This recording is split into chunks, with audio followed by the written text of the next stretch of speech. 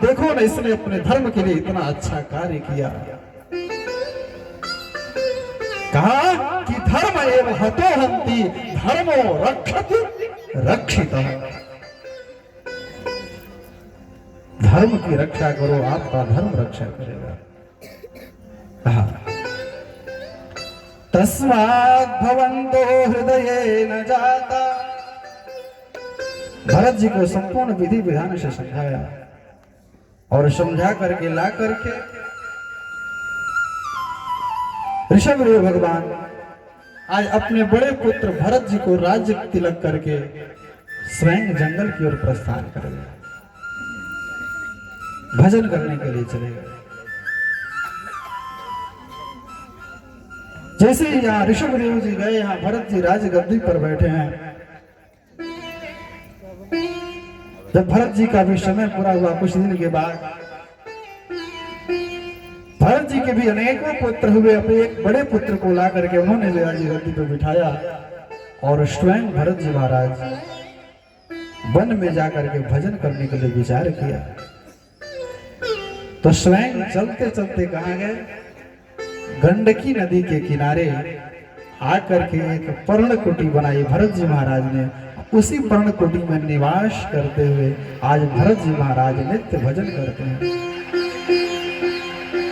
और ये गंडकी नदी कहाँ है? क्यों? नेपाल में स्थित है ना गंडकी नदी।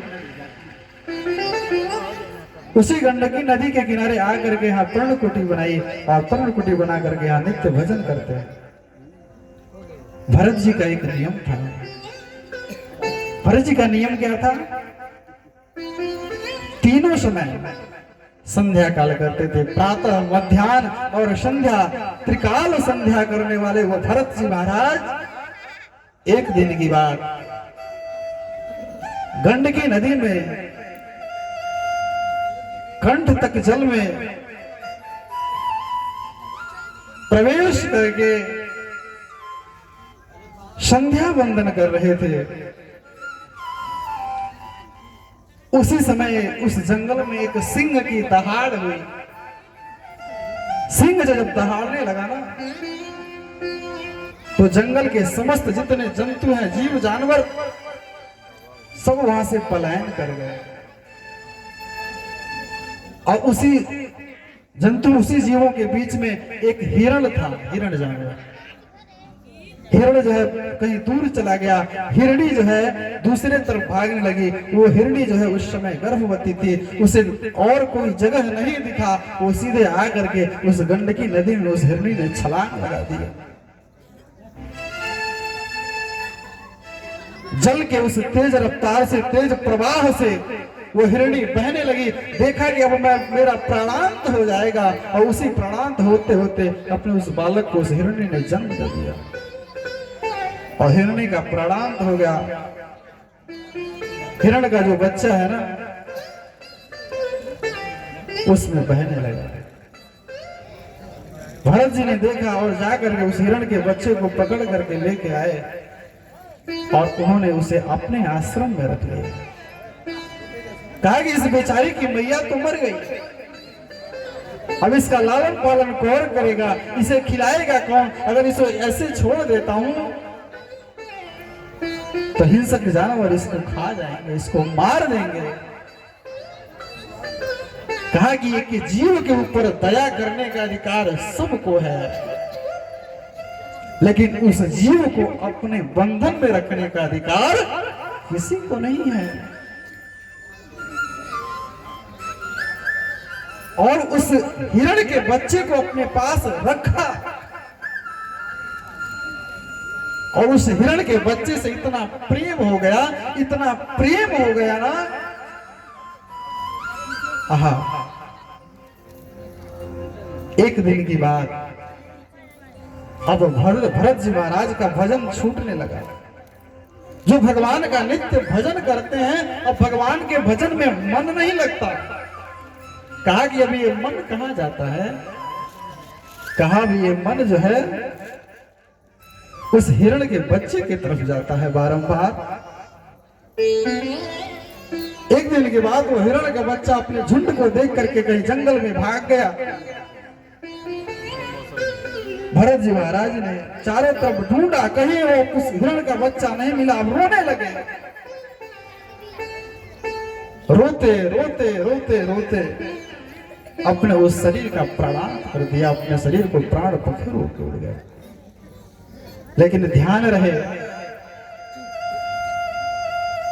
जीव की अंतिम गति जब होती है ना, उस समय जीव की जैसी बुद्धि होती है, मनुष्य की जैसी बुद्धि होती है ना, उस समय उसका अगला जन्म वही मिलता है।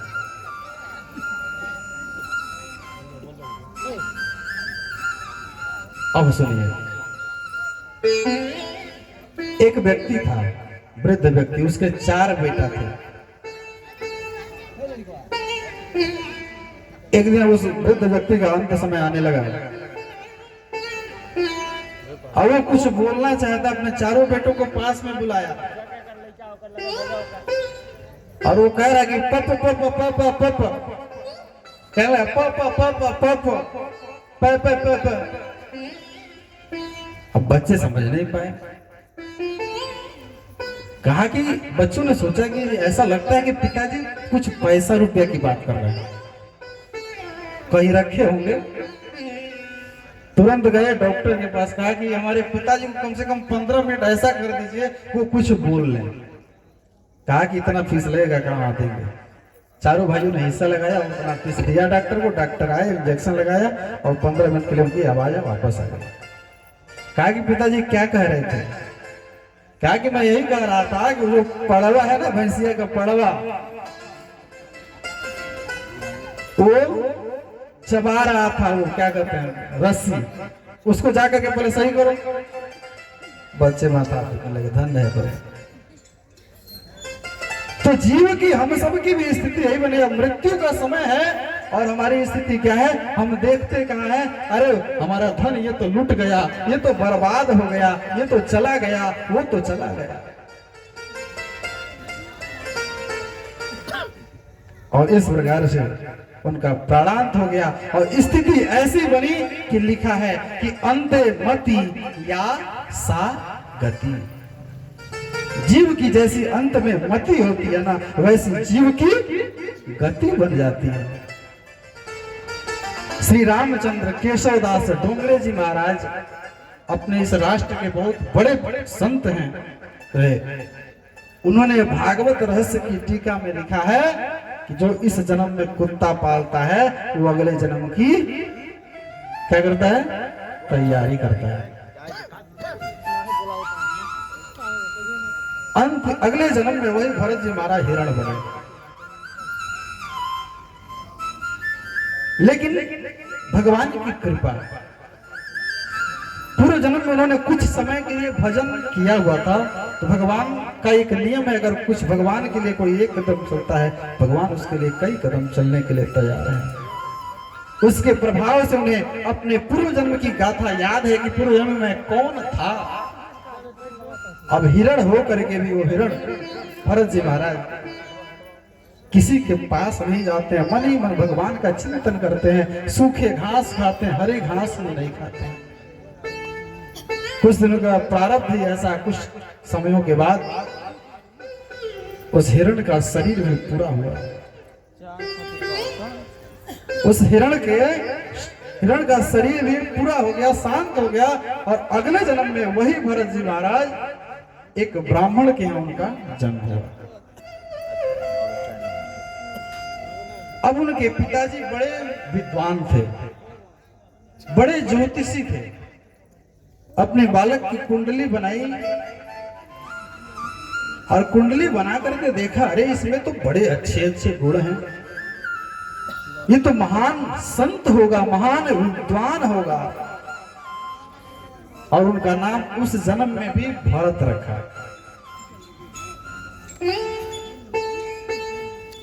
जब बालक भरत कुछ बड़े हुए ना, अब पिताजी अपने पुत्र को अध्ययन कराते हैं। एक दिन पिताजी ने कहा कि ब्राह्मण के पुत्र हो, कम से कम गायत्री मंत्र याद करो, सत्यनारायण व्रत कथा सीख लो, गणेश पूजन सीख लो। भरत जी ने कहा कि अब तो हमको